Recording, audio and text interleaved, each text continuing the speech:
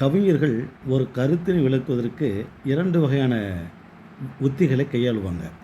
ஒன்று நேராக கூறுவது. இப்போது குழந்தையின் முகம் அழகாக இருக்கிறது, இது நேர்பட சொல்கிறது. குழந்தையின் முகம் நிலவு போல அழகாக இருக்கிறது, ஊமையாக சொல்லுகிறது.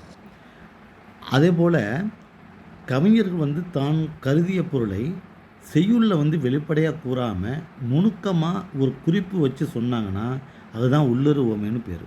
உதாரணமாக, ஊதை தூற்றும் உறவு நீர் சேர்ப்ப, இது நற்றினில் வருது. இதோடைய பொருள் என்னென்னா, காற்று தூற்றுகின்ற நீர்மிக்க கடற்கரை தலைவனே, காற்று தூற்றுகின்ற நீர்மிக்க கடற்கரை தலைவனே.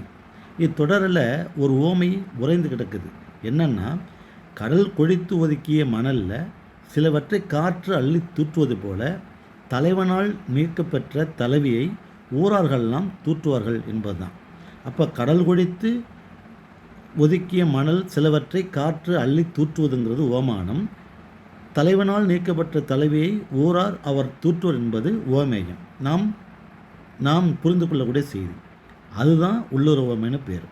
அப்போது கவிஞன் தான் கருதிய பொருளை செய்யுள்ள வெளிப்படையாக கூறாமல் நுணுக்கமாக ஒரு குறிப்பு பொருளாக உள்ளே உரையும்போடு வைத்து அது ஓமையை ஆக்கி கூறுவான். இதுக்கு தான் உள்ளுற ஓமை என்று பேர்.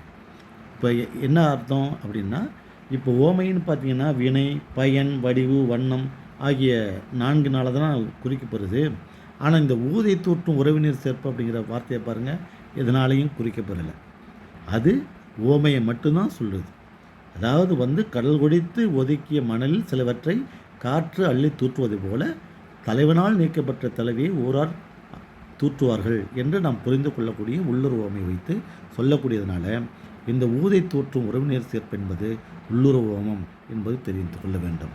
நன்றி, வணக்கம்.